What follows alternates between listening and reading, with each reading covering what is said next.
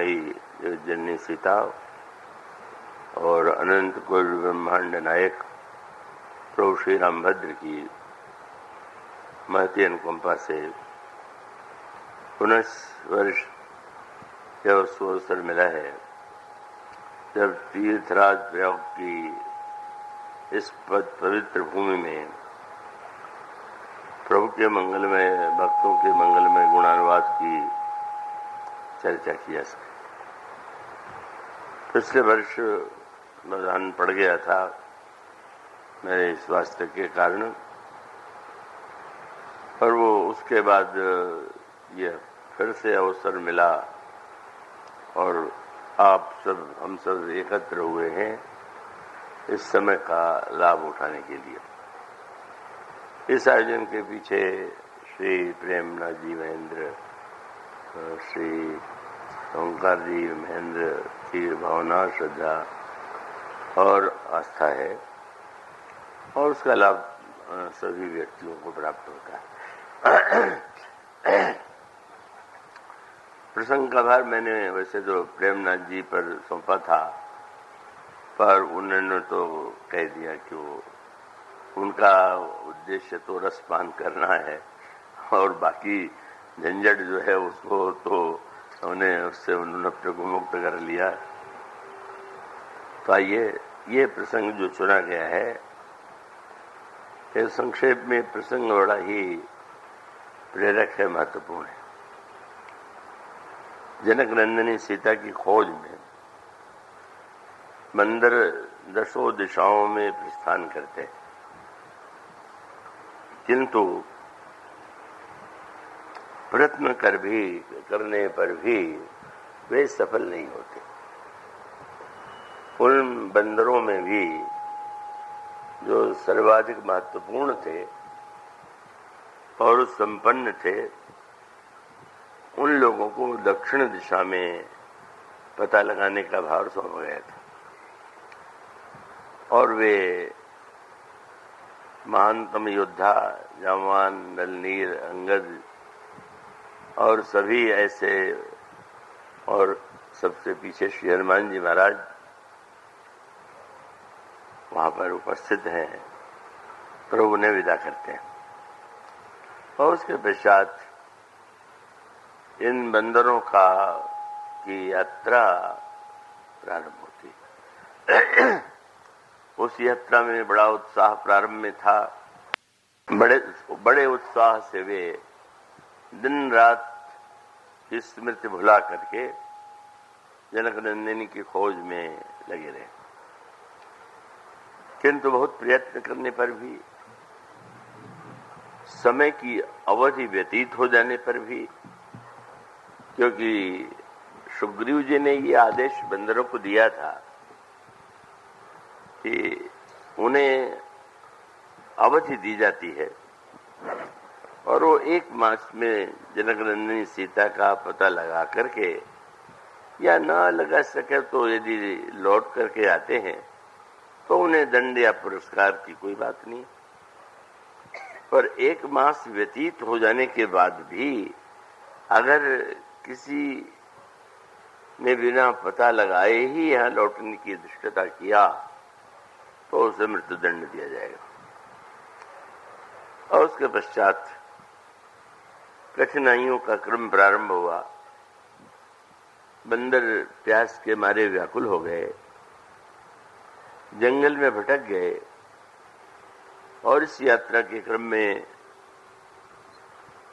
स्वयं प्रभा नाम की जो भगवान की दिव्य भक्ति भावनामयी देवी है, जो गुफा में निवास करती हैं, उनके द्वारा बंदरों को आश्वासन मिला, संदेश मिला, और यह भी बता दिया कि आप लोग निराश न हो। प्रणाम करके वहां से बंदर विदा होते हैं। पर जैसी उनकी कल्पना रही होगी कि अब तो भगवान का कार्य है और अब स्वयं प्रभा जैसी देवी का आशीर्वाद मिल गया, किंतु ऐसी है, बड़ी सरलता से हम लक्ष्य तक पहुंच जाएंगे,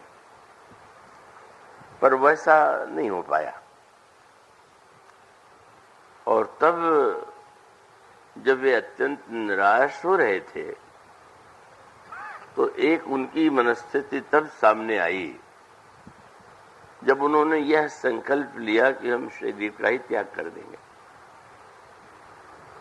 और वो एक संकल्प ले करके शरीर त्याग की बात सोच करके समुद्र के किनारे कुछ बिछा लेते हैं और बैठ जाते हैं।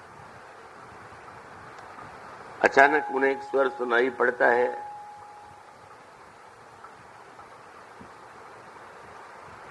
और वो स्वर एक थोड़ी दूर पर जो गुफा थी उससे आ रहा था, और उस स्वर जो था वो बड़ा भयावना था, और वह स्वर गीध का था। और इतना ही नहीं, उस गीध के मुख से जो वाक्य निकला उससे सारे बंदर आतंकित हो गए, क्योंकि उसने यही कहा कि ये तो बहुत अच्छा है, बहुत दिनों से मैं भूखा हूं, और वो आज तक हमें बहुत दिनों से पूरा भोजन नहीं मिला, पर जब आज इतने बंदर शरीर का त्याग करेंगे तो बहुत दिनों के लिए हम भोजन की समस्या से मुक्त हो जाएंगे। आतंक की सीमा नहीं हो। और उसके पश्चात अंगद के द्वारा कुछ कहा गया, और संपाति उसे सुनकर गुफा से निकल करके बाहर आता है, और उसने आकर के बंदरों को जो उद्बोधन दिया, जो संदेश दिया, वही इस पंक्ति में आपके सामने अभी प्रस्तुत किया गया। इसका सूत्र यह है, और ये बड़े महत्व का सूत्र है, कि बहुधा व्यक्ति यह मान बैठने की भूल करता है कि अगर हम कोई श्रेष्ठ कार्य कर रहे हैं या भगवान का कोई कार्य कर रहे हैं तो हमें विघ्न का सामना नहीं करना पड़ेगा। अधिकांश लोगों के मन में यही कल्पना होती है। ऐसा भी होता है। जब श्री भरत चित्रकूट की यात्रा करते हैं तब उसी अनुकूलता का दर्शन होता है। बादल छा गए, श्री भरत को धूप न लगने पावे, और सुंदर सुशीतल वायु मंद मंद हवा बहने लगी, और पृथ्वी ने भी अपने को अत्यंत कोमल बना लिया। पृथ्वी में जितने कांटे, कंकड़ और अन्य ऐसी वस्तुएं थीं जिनसे चरणों को कष्ट हो सकता था, सब उन्होंने छिपा लिया। कुछ कंटक कांकरी कुराई, कटुक कठोर कुवस्तु दुराई, और मही मंजुल मृदु मार्ग कीन्हे, त्रिविध समीर बहई सुख लीन्हे, किए जाहि छाया जलद सुखद बहई बर्बाद, तस मग भयउ न राम कह, जिस भावरत ही जाते। अब इन पंक्तियों को पढ़ करके व्यक्ति मन में एक आशा पाल लेता है कि वैसा कुछ हमारे साथ भी होगा, पर सदा ऐसा नहीं होता। और न होने के जो पीछे है एक बहुत सुंदर श्लोक श्रीमद् भागवत में आया है, और श्री रामचरितमानस में वो दृष्टांत के माध्यम से समझा जा सकता है। जैसे कोई ग्रंथ आप पढ़ रहे हो तो अगर कोई अच्छा समीक्षक मिल जाए तो आपको समझने में सुविधा हो जाती है, और जितना अच्छा समीक्षक होगा उतनी बात सुनने पढ़ने वाले को या सुनने वाले को वो बड़ी प्रिय प्रतीत होगी। भगवान की जो कृपा है उस कृपा के संदर्भ में भी यही बात है। क्या भगवान वेद व्यास ने श्रीमद् भागवत में कहा कि भगवान की जो कृपा है उसकी केवल समीक्षा ही नहीं करना चाहिए, सुसमीक्षा करना चाहिए। तत्तेनुकंपम सुसमीक्षमाणो, माने उसका तात्पर्य कभी तो कृपा ऐसी होती है कि बड़ा अच्छा लगता है, और अच्छा तब लगता है कि जब हमें हर प्रकार की सुविधा मिल जाए, हमें हर प्रकार से अनुकूलता दिखाई दे। पर कभी जब प्रतिकूलता आ जाए तो प्रतिकूलता आ जाए तब क्या हो?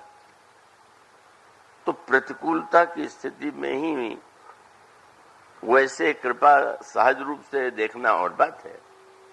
कभी कुछ कठिनाई से समझ में आवे तो समीक्षा है, पर अगर कभी अत्यंत समझना दुष्कर हो तो कहते हैं कि भाई अब तुम सुसमीक्षा करो और गहराई से विचार करो। और उसका तात्पर्य है कि अगर साधक, बस यहीं पर साधक की परीक्षा, संसार में प्रत्येक व्यक्ति अनुकूलता चाहता है और संसार में सारा संघर्ष और झगड़ा इसी बात को लेकर के है कि हम दूसरों से अधिक पाल लेने की आशा पाल लेते हैं, और हमारे मन में उलाहन आता है, पति को पत्नी से उलाना है, पत्नी को पति से उलाना है, एक दूसरे के प्रति उलाना है, और वे फिर उलाने के स्वर में कहते भी हैं कि मुझे तो ऐसे आशा नहीं थी। तो अब अगर भगवान के संदर्भ में भी ठीक उसी प्रकार की वृत्ति बन गई तो विषयी हो सकता है, साधक नहीं। विषयी का स्वभाव है वो तो स्वाभाविक है। अगर हमें हमारे अनुकूल स्वाद की वस्तु मिले तो ऐसी स्थिति में तो हम कहेंगे बड़ा अच्छा भोजन है, पर अगर स्वाद के अनुकूल न हो तब, और यदि कह दिया जाए कि लीजिए प्रसाद, वो सत्य वास्तविक ये घटना है। एक गोरखपुर में एक बड़े हृदय के बड़े भक्त हृदय साधक थे, रघु महाराज नाम था, निरंतर भगवान राम के नाम का जप करते रहते थे। और वो जब लोग पूजन होता तो भक्त बहुत से एकत्र हो जाते, और उनके भगवान का भोजन क्या होगा उनको भगवान का आदेश मिलता, ऐसा भक्तों की मान्यता थी। और वो कहते कि आज हमारे ठाकुर जी के लिए ये लाओ, और लोग बड़े प्रेम से भगवान का प्रसाद लेते। पर एक दिन समस्या तब आई कि जब उनको भगवान से संदेश मिला कि आज मैं करेला खाऊंगा, कच्चा करेला। अब तो आ गया करेला लाया गया और उसको प्रसाद बना के, आप तो नाम तो उसका प्रसाद ही है। और उसके बाद जब किसी से कहा गया प्रसाद लो, तो यही कहता था कि प्रसाद का तो एक ही कण बहुत है, अधिक आवश्यक नहीं। मैंने हलवा हो तो चाहे जितना देते जाइए, पर करेले का नाम तो हम प्रसाद में ले लें, पर हमें एक कण चाहिए। ये जीव का स्वभाव है, ये मानव स्वभाव। तो ये जो प्रवृत्ति है विषयी साधक सिद्ध से आने, त्रिविध जीव जग वेद बखाने, विषयी में और साधक में क्या अंतर है? अनुकूलता में अनुकूलता देखना ये विषयी का स्वभाव है, और अनुकूलता में प्रतिकूलता देखने का प्रयास ये साधक है। और जिसको केवल अनुकूलता ही दिखाई देती है वो सिद्ध है। साधक प्रयत्न करता है कि हाँ इसमें भगवान की वो जो कह देता है, देख भगवान की कोई कृपा होगी। तो ये जो 3 कक्षाएं हैं, और मानस के में जो पात्र हैं, जो चरित्र हैं, उनके जीवन में जो घटनाएं घटित होती हैं, जब आप उस पर दृष्टि डालें तो स्पष्ट हो जाता है कि यह जो वृत्ति है, ये जो प्रतिकूलता है वो क्या है। मेरे परम संत ब्रह्मलीन स्वामी उड़िया जी महाराज कहा करते थे, अगर कोई बैठा हुआ है और धूप तेज है, लोग कहते हैं कि महाराज पानी बरस जाए तो बहुत अच्छा हो। कभी ऐसा होता है कि वाक्य से पानी बरस जाता है तो प्रसन्न हो जाते हैं, संत जी बहुत महान है, देखिए पानी बरस गया। पर बाबा एक बात कहा करते थे कि जो साधक है चाहे वर्षा हो न हो, बैठे रहना चाहिए। क्यों? तो इसलिए बैठे रहना चाहिए कि अगर इच्छा पूरी हो गई तो संकल्प की रक्षा हो गई। हमने संकल्प किया, पूरा हो गया। और यदि नहीं हुआ और हम धूप में बैठे रहे तो ये रक्षा हुई, सहन करने की शक्ति। हम उठे क्यों? हम इस धूप को, इस कष्ट को सहेंगे। तो साधक को तो दोनों ही को स्वीकार करना चाहिए।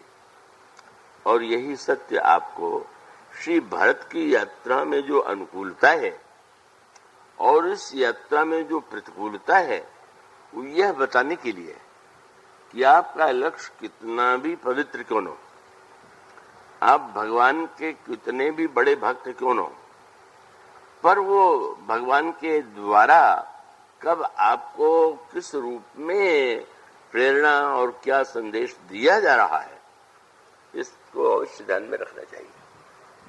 तो श्री भरत के जीवन की अनुकूलता, यद्यपि उस अनुकूलता में भी अब आप कल्पना कीजिए, पृथ्वी ने कुछ कंटक खाकर सब हटा लिया, बादलों ने धूप की पीड़ा को मिटा दिया, सुंदर वायु बह रही थी, पर भरत की कोमलता कितनी थी।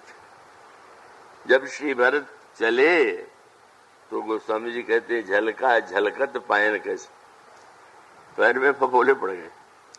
बड़ी अद्भुत बात है, कांटे हो, गर्म गर्मी हो और फफोले पड़ जाए। तो ऋषि ने कहा कि अरे भाई, भरत जी के पैर में, चरण में फफोले पड़ गए। बहुत सुंदर बात गोस्वामी जी ने लिखी। दृष्टि क्या है? अब गोस्वामी जी ने जो उपमा दिया वो तो बिल्कुल उल्टी दिया। बड़ी किसी के पैर में फफोला हो जाए तो बड़ा कष्टदायक होता है। लेकिन गोस्वामी जी अपनी कविता में जो उसके लिए दृष्टांत या कविता उपमा देते हैं वो क्या है? बोले झलका झलकत पायन कैसे, पंकज कोस ओस्कन जैसे। जैसे कमल की पंखड़ी खिली हुई हो और उसमें ओस की बूंदें चमक रही हो। कितनी बढ़िया बात है। फफोले में ओस की बूंद दिखाई देना, कोमलता में कमल दिखाई देना, ये भक्त का महान लक्षण है।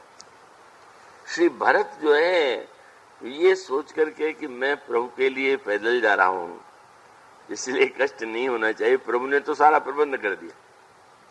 पृथ्वी ने भी अपनी ओर से पूरा प्रयत्न किया कि भरत को कोई कष्ट न हो जाए, लेकिन श्री भरत को कष्ट हुआ। पर विशेषता यह है कि सारे कष्ट में भी उनको जिस आनंद की अनुभूति हुई वो अद्भुत थी। पंकज कोश ओस्कन जैसे, ये बड़ा विचित्र सा है। एक यूं देखें तो ये बात संगत नहीं लगती।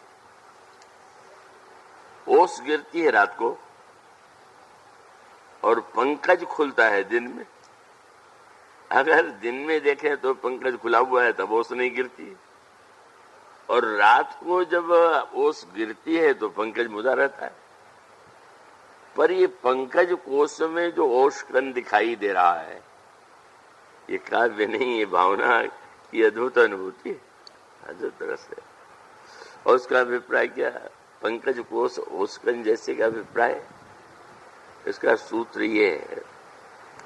मैं आशा करता हूं कि आप लोग तो इतने वर्षों से सुन रहे हैं कि जो भक्त का हृदय और जीवन होता है, इसके जीवन में साधारण दृष्टि से देखें, आप वियोग किसे कहते हैं? किसी से दूर हो तो आप कहेंगे वियोग है, और किसी के पास हो तो आप कहेंगे संजोग है।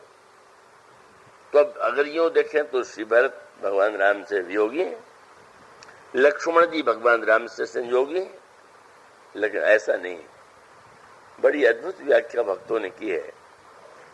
इन दोनों को अगर एक साथ किसी के जीवन में देखना हो तो भक्त है।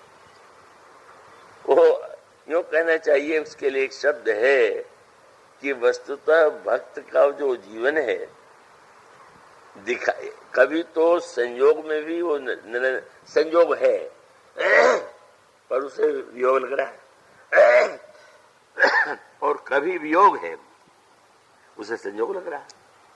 इस पर भक्तों ने बहुत लिखा है, और इसके लिए उन्होंने एक शब्द चुना है वैष्णव धर्म की परंपरा में, भाव में, प्रेम वैचित्र्य। ये प्रेम की विलक्षणता है कि जो संसार में संभव नहीं वो प्रेम में होता। इसलिए जब गोस्वामी जी लिखते हैं, और वृंदावन में वे जो रसिक संत हुए हैं, सूरदास जी महाराज, सूरदास जी कह रहे हैं कि श्याम सुंदर और राधा रानी एकदम पास बैठे हुए, लेकिन वियोग की व्यथा से राधा रानी पीड़ित है। बड़ी विचित्र बात आप कह रहे हैं, पास में दूर हो और वियोग की पीड़ा हो, ये तो समझ में आता है, दूर पास में है। तो इसलिए सूरदास की चर्चा करते हुए कहते हैं, हाँ पास में बैठे हुए हैं, पर राधे ही मिले हुए प्रतीति न आवत, जदपि नाथ विदु वदन विलोकत, और दर्शन को सुख पावत। सामने दर्शन का सुख भी मिलता है, पर आनंद अधूरा क्यों हो गया? राधे ही मिले ही प्रतीत न आवत, जदपि नाथ विदु बदन विलोकत, दर्शन को सुख पावत। और भारी भारी लोचन रूप सुधा निधि, यह में आने दुरावत। वियोग की अनुभूति क्यों हो गई? अचानक लगने लगा क्या? बोले सपनों वाही की सत्य है।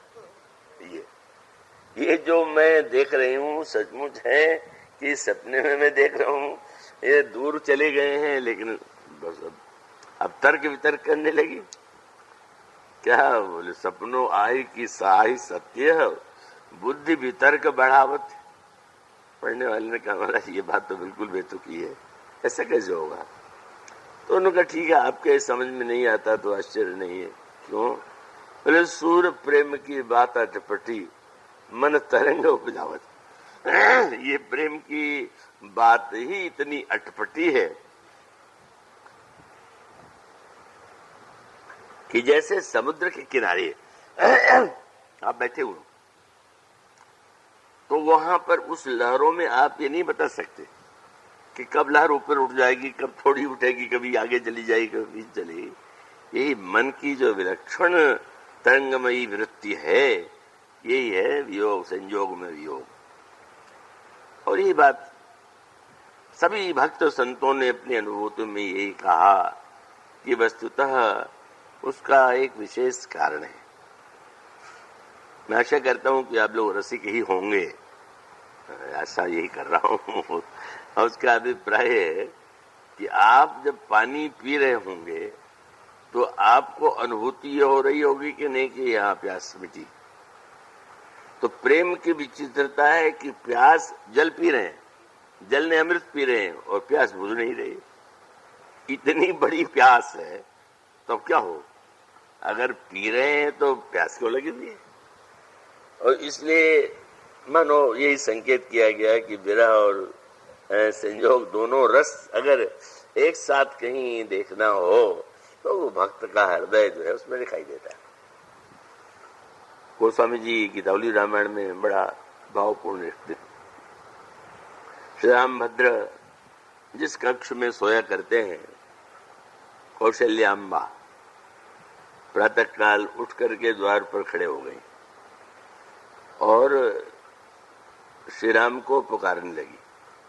श्री राम तो वहीं चले गए, पर वो आके खड़ी हो गई और पुकारने लगी, राम उठो उठो, देखो तुम्हारे मित्र जो है राम, सब सखा आपके, तुम्हारे सखा सब खड़े होकर तुम्हें पुकार रहे हैं। कोई मित्र वहां नहीं, कोई नहीं पुकार रहा। श्री राम है नहीं तो सो कहां से रहे? लेकिन वो ये कहती है कि नहीं राम तुम अभी तो सो रहे हो। और तब किसी को, सखी को लगा, सेविका को कुछ मस्तिष्क में, तो आके कहा कि है कहाँ आपके, क्या हो गया आप? वो तो श्री राम तो वन में है।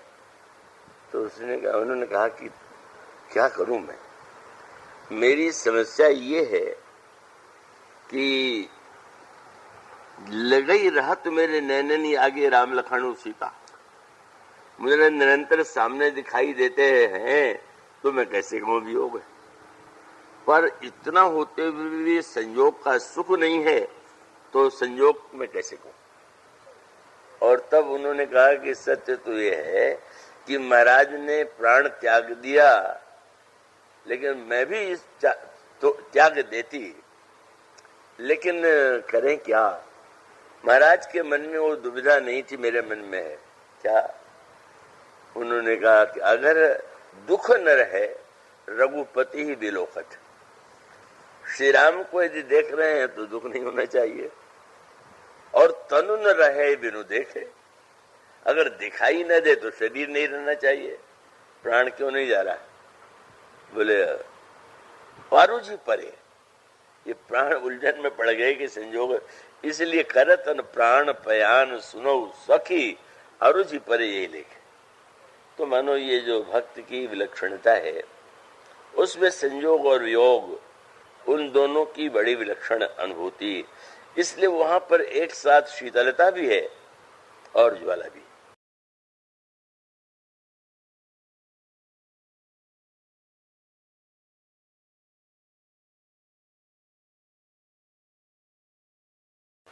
और ये वियोग की अग्नि भी जल रही है और भक्त के हृदय में उसके आंखों से एक दिव्य आंसू के रूप में जल का प्रवाह भी हो रहा है। इस तरह से इसका अभिप्राय यह है कि साधक वह है जो अपने अंतःकरण में साधारण विषयी से उसका जो अंतर है, और उसका एक विशेष कारण यह है कि अगर ये अनुभूति होने लगे कि मिल गए तो मिलने की इच्छा खत्म हो जाएगी, पर मिलने पर भी अगर लग रहा है कि नहीं मिल रहे हैं तो व्याकुलता बनी हुई है। यही विलक्षणता, ये जो साधक की स्थिति है। इसलिए सारे प्रसंगों में यह बताया गया कि ये जो शब्द कहा गया कि पंकज कोश ओशकन जैसे, कमल के कोश में ओशकन कैसा, और उसका अभिप्राय है कि एक और तो भगवान के विरह का जो सूर्य है वो कमल के समान हृदय को विकसित कर रहा है, और दूसरी ओर श्री राम के स्वभाव की शीतलता कृपा वही ओष बूंद बन गई। और इसलिए दोनों का एक साथ अनुभव श्री भरत कर रहे हैं, बल्कि उनको अधिक आनंद तो यही हो रहा है। आपको कितना अच्छा लगता है जब आप ओष की बूंद को छू लें। तो बस इसका तात्पर्य है कि अगर अनुकूलता में ही प्रेम दिखाई दे, कृपा दिखाई दे, तो वो तो कुछ नहीं, वो तो एक बच्चे में भी होती, संसार के प्रत्येक व्यक्ति में होती, और वही आप में है। और इतने पर भी आप ये मानने की या कहने की भूल कर बैठते हैं कि मैं भक्त हूं, तो ये तो उचित नहीं, सही नहीं। इसलिए ये जो प्रसंग है श्री भरत के प्रसंग की अनुकूलता, और दूसरी ओर इस यात्रा में बंदरों की जो कठिनाई है, जो संकट है, जिस प्रकार से दुविधा है, और जिसकी पराकाष्ठा है कि शरीर त्याग करने के लिए भी प्रस्तुत हो गए, साधक इससे सावधान होकर के प्रेरणा लेता है कि परिस्थितियां ये नहीं कि हम भगवान से जुड़े हैं, भगवान का नाम लेते हैं तो ये कुछ नहीं आवेगा, आवेगा, पर यह अंतर अवश्य है कि उस परिस्थिति में भी अगर भगवान पर हमारा विश्वास बना रहे तो प्रतिकूलता में भी कोई न कोई ऐसा एक संकेत मिलता है या अनुभव मिलता है वो कि मनुष्य को लगन लगता है। और उसका एक दृष्टांत ये है, मैं ऐसा करता हूँ, मैं देख रहा हूँ एक साथ सज्जन सो रहे हैं, अब कृपा में सो रहे हैं तो आप वेदांत में क्या आपकी दशा होगी। उसका तात्पर्य है कि किसी मार्ग से आप जा रहे हैं और धूप तेज है और कहीं बहुत बढ़िया सघन हरियाली से भरी हुई छाया आ जाए, आप बैठ गए, बड़ा आनंद आया। लेकिन अगर आप यह मान लें कि आगे अब धूप पड़ेगी ही नहीं तो फिर आप आगे बढ़ ही नहीं सकेंगे। जैसे गोस्वामी जी कहते हैं, यात्रा में ये मान के चलो ही मत, एक अंग पग अगम गमन कर, विलम्न छिन छिन छाहे। हर वृक्ष के नीचे अगर रुकने लगोगे तो कभी पहुंचोगे नहीं। छाया गई तो कृपा, और अगर धूप आ गई तो साधक की परीक्षा है कि वो कितने अपने लक्ष्य की ओर जाने के लिए व्यग्र है। तो ये संकेत जो इस यात्रा में मिला, ये सभी साधक जो सचमुच भगवत पथ के पथिक हैं, या जो जनक नंदिनी सीता के रूप में भक्त देवी को पाना चाहते हैं, शांति रूपा सीता को पाना चाहते हैं, उन्हें इसके लिए प्रस्तुत रहना चाहिए। पर वही होगा, यह संभव तब होगा जब आपके जीवन में विश्वास हो। ये सबसे कठिन है। इन बंदरों का, ये गोस्वामी जी ने ये कहा कि ये बंदर जो है ये मोक्ष के नाना प्रकार के साधन है। देवता ही बंदर बन करके आए हुए हैं, और विनय पत्रिका में गोस्वामी जी कहते हैं, कैवल्य साधन अखिल भाव मरकट कटक। ये नाना प्रकार के मोक्ष के साधन हैं, सत्कर्म है। और उसमें फिर वही बात है, सारे बंदर उत्साह में भरे हुए थे, उत्साह में भरे हुए होड़ थी। कौन प्रभु के चरणों में प्रणाम करे, प्रभु का आशीर्वाद मिले, मिल रहा था। और सबसे अंत में कौन आया है? उसी का नाम है विश्वास। हनुमान जी क्या है? हनुमान जी शंकर के अवतार हैं। शंकर जी मूर्तिमान विश्वास। मानो एक ही सूत्र है कि सत्कर्म और साधना के साथ विश्वास आपके साथ है कि नहीं। विश्वास है तो आपकी समस्या का समाधान मिल जाएगा, और विश्वास नहीं होगा तो निश्चित रूप से आप भटक जाएंगे, अपने उस समाधान। प्यास बंदरों को भी लगी, और बाल कांड में प्रारंभ में आता है प्यास तो प्रताप भानु को भी लगी। ये दोनों प्रसंग है। जंगल में प्रताप भानु भी भटक गया, बंदर भी भटक गए। जंगल में प्रताप भानु को भी प्यास लगी और बंदरों को भी लगी। पर ये जो यात्रा है प्रताप भानु की, यही उसके लिए राक्षस बनने का कारण बन गई। और ये यात्रा जो हनुमान जी के साथ में हो रही है, वो कष्ट कितना भी आया पर वो यात्रा कल्याणकारी रही। क्यों? वो स्वामी जी ने बड़ा सुंदर संकेत किया कि जब वो एक मृग दिखाई पड़ा, और ऐसा मृग को जो कभी देखने को नहीं मिला था, और देख करके ऐसा लगा कि ये तो चांदी का बना हुआ है, और उसके दांत बड़े चमक रहे हैं और बड़ा विलक्षण है। प्रताप भानु उसके पीछे पड़ गया, और पीछे पड़ने के बाद साथ में जो मंत्री थे, सेनापति थे, और सब जो थे वो घोड़े पिछड़ने लगे। इसमें भी मनोविज्ञान है, पिछड़ने क्यों लगे? राजा के साथ क्यों नहीं घोड़े चार हैं? बोले राजा ने तो पहले योजना पूर्वक उनको कमजोर घोड़ा दिया था कि हमारी बराबरी कोई नहीं करने पाओगे। मालिक को ये बड़ी चिंता रहती कि नौकर हमारी बराबरी तो नहीं कर देगा, इसलिए उसको कुछ दो भी तो इतने दो कि वो बना ही रहा है। तो मानो उसकी ये जो चतुराई थी वो आज उसके लिए संकट बन गई। वो स्वामी जी ने कहा, अब जब प्रताप भानु ने देखा तो क्या दशा है।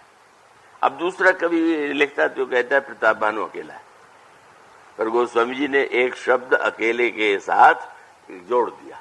क्या? बोले अति अकेला मग। राजा अत्यंत अकेला हो गया। यह अति शब्द कितना सुंदर है। तो किसी से पूछे एक माने एक, अति अकेला माने एक।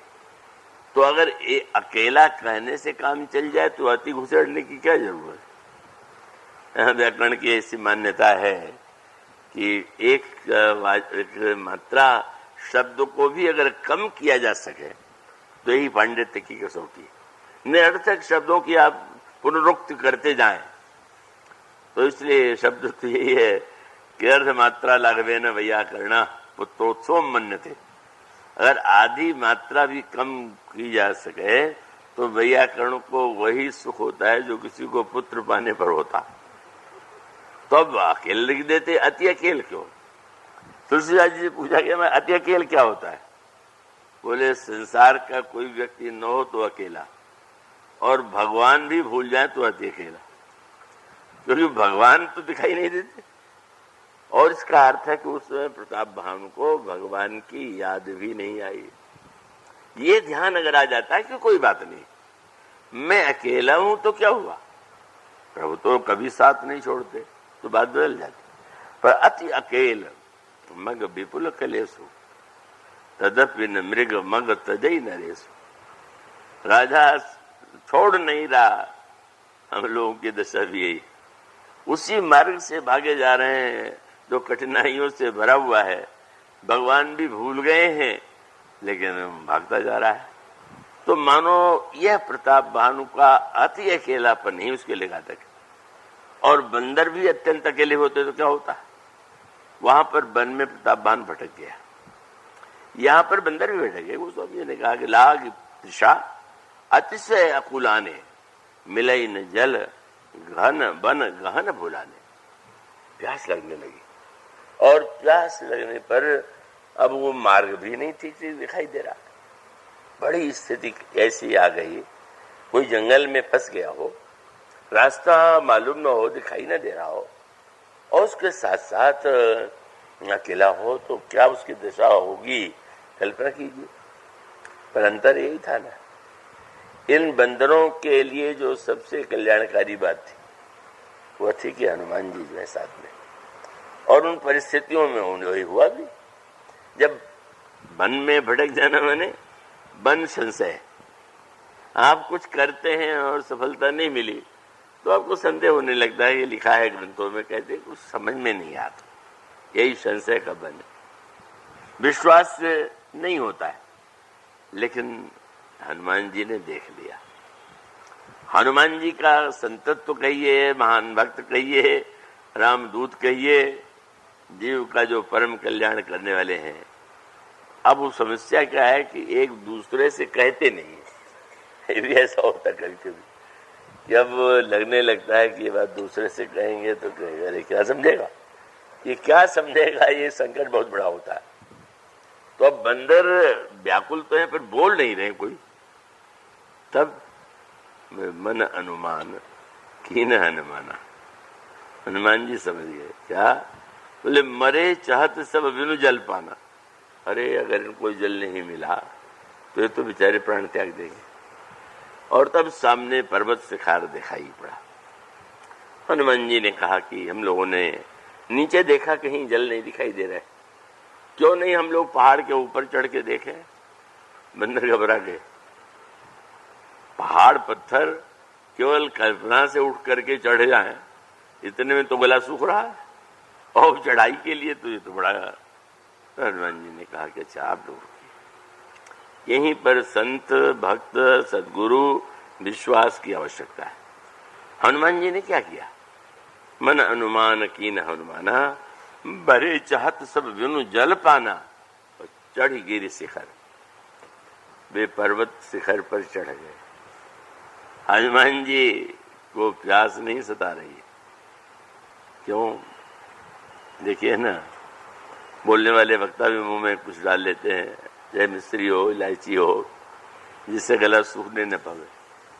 तो बंदरों के पास वो गले में डालने वाली वस्तु तो थी नहीं, और हनुमान जी को प्रभु ने अपनी मुद्रिका दे दिया। तो प्रभु मुद्रिका मेले मुख माही, राम नाम का रस लेते हुए चल रहे थे, और हनुमान जी ने पर्वत पर, और ये सबके लिए संदेश, अगर कोई समस्या आवे तो जरा ऊपर उठिए। आप नीचे जाएंगे तो और भी नीचे चले जाएंगे। आप उस समय अगर शरीर में कोई समस्या है तो मन में जाइए, मन को कहीं अन्यत्र लगाने की चेष्टा कीजिए। ये अलग अलग प्रकार के लोग होते हैं। आप अपने आप को देखिए, अपने परिवार में देखिए।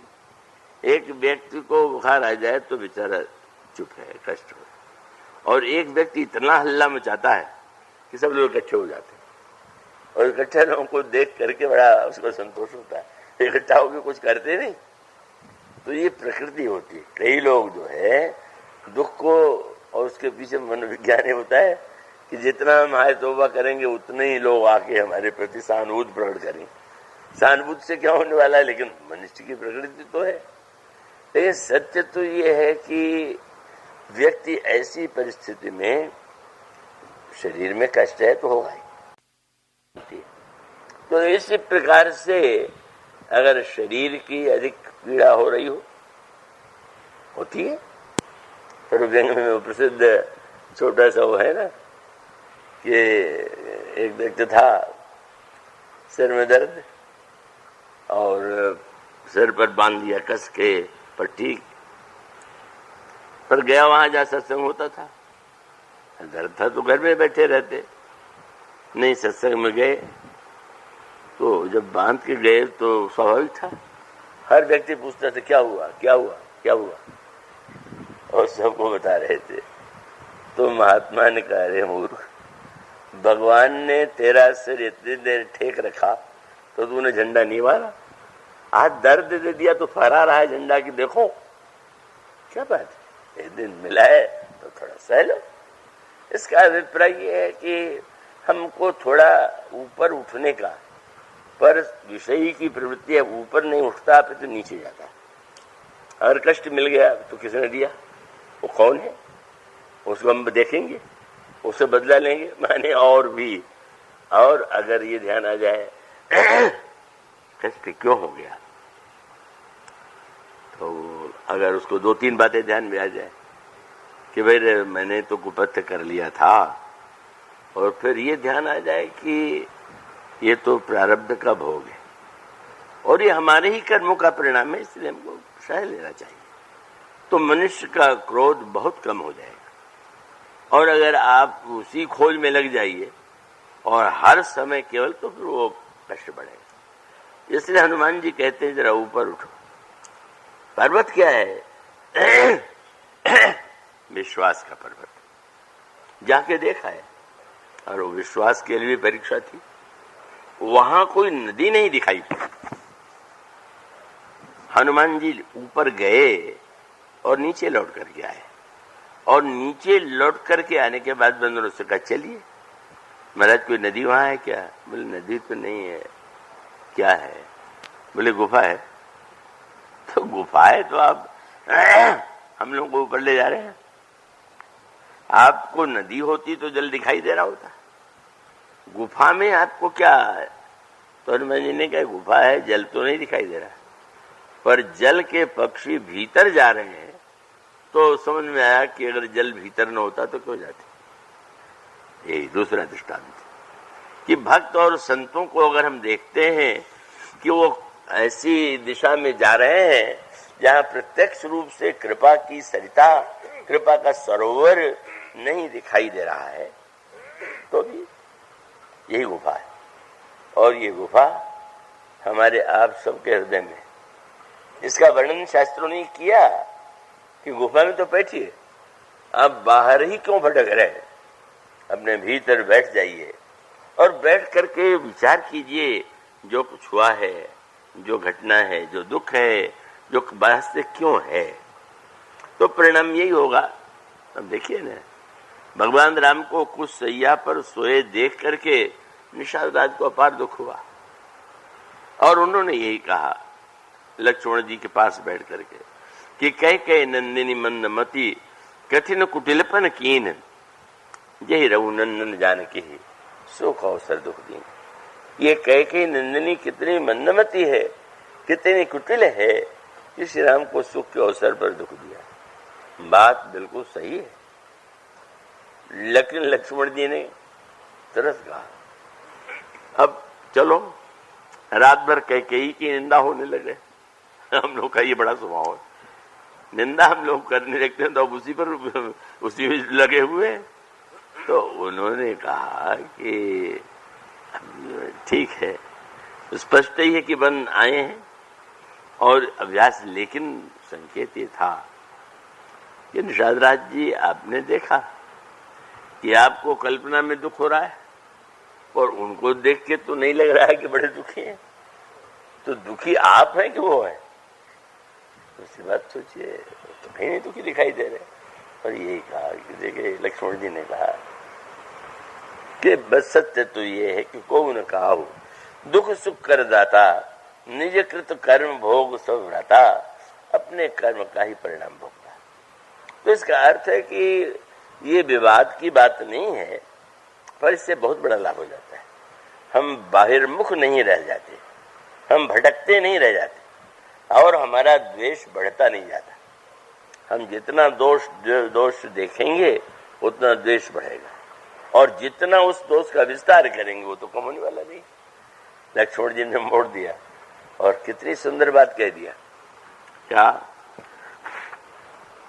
निषादराज जी, प्रभु ने अवतार लिया है और अवतार लेकर के करत चरित धरि मनुज तनु दृष्टांत दिया। आप नाटक देखने गए, आपका मित्र उसमें अभिनय करता है और दूसरा व्यक्ति उसको पीट रहा है। अब आपको इतना बुरा लगे कि देखो हमारे मित्र को पीट रहा है, बड़ा दुष्ट है, और आप मंच पर कूद के चढ़ जाए और अपने मित्र की सहायता करने लग जाए, तो मित्र तो सिर पीट लेगा कि तुम नाटक बिगाड़ने आए हो कि तुम सहायता करने आए हो। तो इसका अर्थ ये है, मानो ये सब जीवन के ही सत्य हैं, और उसका उपयोग करने पर बहुत पूरा लाभ न हो जाए तो थोड़ा लाभ हो सकता है। इसलिए हनुमान जी जो है, हनुमान जी बंदरों को लेकर के जाते हैं। थोड़ा विश्वास तो कीजिए, जल नहीं जो दिखाई दे क्या वही सत्य है? जल दिखाई नहीं दे रहा है तो क्या जल नहीं है? और उसके बाद आप जानते हैं कि अंत में हनुमान जी ने कहा कि चक्रवाक बक हंस उड़ाए। एक विशेषता क्या थी, ये गुफा कौन सी है? इसमें नई बात गोस्वामी जी ने लिखी। बंदरों ने देखा कि चक्रवाक, बगुला और हंस भीतर जा रहे हैं, तो ऐसे माना जाता है कि जहां हंस रहता है वहां बगुला नहीं जाता। संबुक भेक सिवार समाना, यहाँ न विषय कथा रस नाना, ते कारण आवत ही हारे, कामी काक बिलाक बिचारे। और जय सर काक उलूक कंक बक तह मराल क्यों आवे।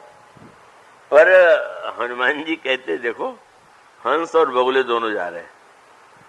इसका अर्थ क्या कि जो साधना सत्कर्म का सरोवर होता है वहां केवल हंस जाते हैं, पर जो कृपा का सरोवर वहां होता है वहां हंस बगुला सब।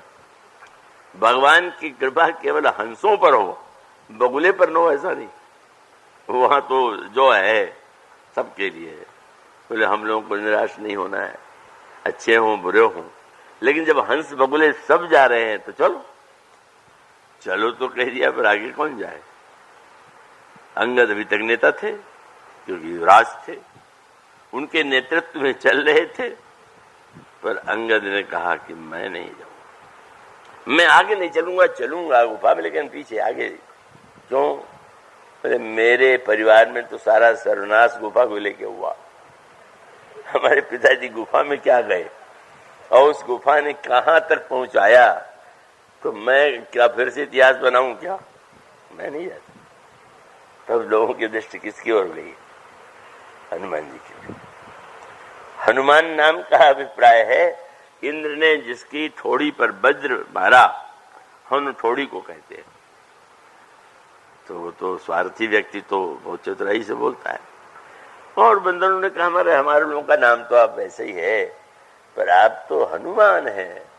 जब आपने इंद्र का वज्र झेल लिया तो आगे कोई और आएगा तो आप झेल लीजिएगा। हाँ बाबा के चलिए, ये पुरुषार्थ और विश्वास, पुरुषार्थ भी और विश्वास भी। अभी तक अंगद के रूप में पुरुषार्थ आगे था, अब जब इस अंधेरी गुफा में जाने की बात आई तो विश्वास वो समझने का। आगे कहे हनुमंत लीना, बैठे विवर विलंब न कीना। जाग देखते हैं, अरे यहाँ तो गुफा अंधेरी और प्रकाश भीतर, स्वयं प्रभा राम। गुफा में कोई वहां पर प्रकाश का प्रबंध थोड़ी है, पर स्वयं प्रभा बैठी हुई है। फिर स्वयं प्रभा ने कहा आप लोग फल खा लीजिए, जल पी लीजिए और उसके बाद फिर आइए। पूछा आप लोग उदास क्यों हैं? बता दिया कि ये तब स्वयं प्रभा ने कहा कि मैं एक बात जानना चाहती हूँ, आप लोगों ने सीता जी को पूरी तरह ढूंढा? उनका दिन रात ढूंढा। कि वो समय ने लिखा भी है कि वो रात को सोते भी नहीं थे, दिन में भोजन भी ऐसी लगन थी,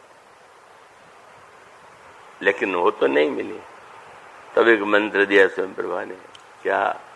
बोले मूदों ने आंख मूदिए। बहुत बड़ा सूत्र है।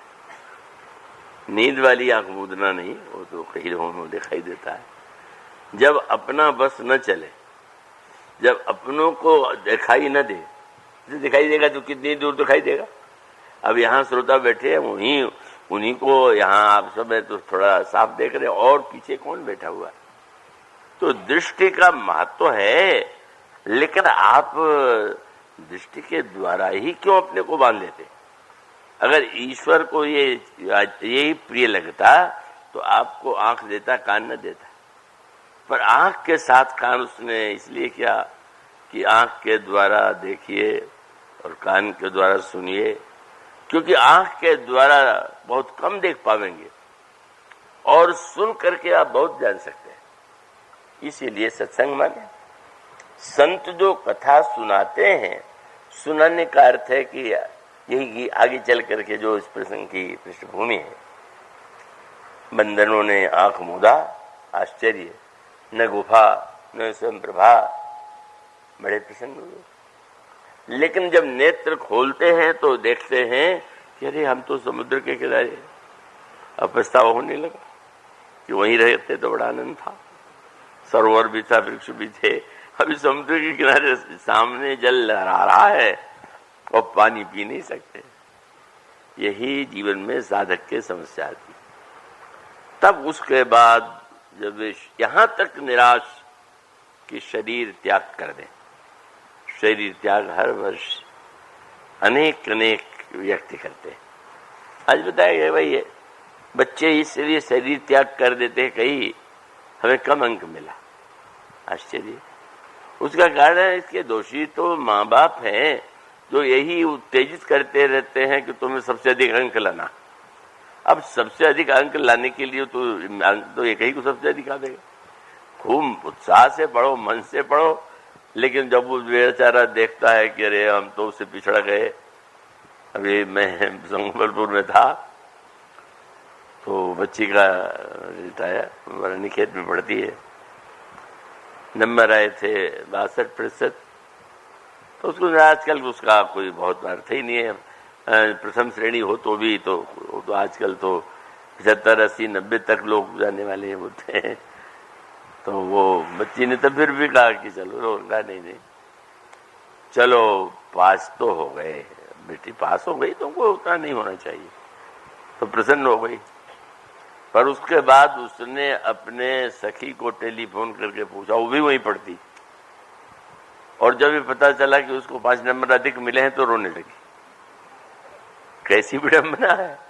माने हमें अंक मिल जाने पर भी दूसरे को ज्यादा अंक क्यों मिल गया? उसका अर्थ ये हुआ कि हम दुखी अपने दुख से ही नहीं है, हम दुखी दूसरों के सुख से भी। हमारा दुख सुख में बदल जाता है। ये जो वृत्ति है, कि इसका अर्थ ये है कि आवश्यकता है। वो निराशा का क्षण बंदरों में भी आया, और यहां तक कि जनक नंदिनी सीता में भी दिखाई दे रहा है।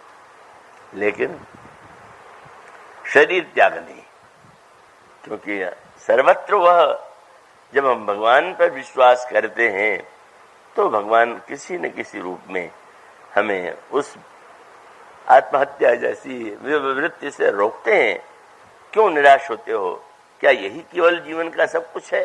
केवल यही अर्थ? तो इसीलिए अब जो इन बंदरों की निराशा के क्षण थे, जहां पर वो कुछ बिछा करके बैठे हुए हैं अनशन करने के लिए, लेकिन भगवान ने थोड़ा सा, वो बड़े विनोदी भी तो हैं। अच्छा, बड़ा मरने को तैयार है। आत्महत्या करने वाले योजना थोड़ी बनाते हैं, वो तो आवेश में कूद पड़ते हैं। अब कुछ बिछा करके विधिवत अनशन करने बैठे हुए हैं। तो भगवान ने कहा, अच्छा तो फिर एक दूसरी गुफा निकल आई। इसी गुफा में ये संपाति और स्वयं प्रभा दोनों गुफा में रहते हैं, और एक ने जल पिलाया और दूसरे ने खाने का स्वर सुनाया, हम तुम्हें खा लेंगे।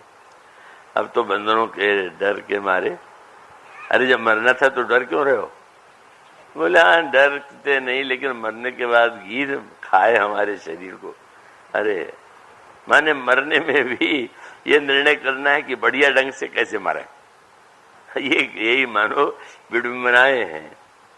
और वह संपाति जो है सबसे बड़ा संदेश, जो प्रतिकूल वातावरण में, प्रतिकूल परिस्थिति में जो संदेश मिलता है, अगर उस संदेश को हम समझ सकें, सुन सकें, ग्रहण कर सकें, तो हम लक्ष्य तक पहुंच सकते हैं। ये संपाति ने आगे किस तरह से बंदरों को उद्बोधन करके उनकी निराशा को दूर किया, उनको उत्साह से भरपूर बना दिया, लक्ष्य की ओर जाने का संकेत दिया, इसकी चर्चा कल से प्रारंभ करेंगे।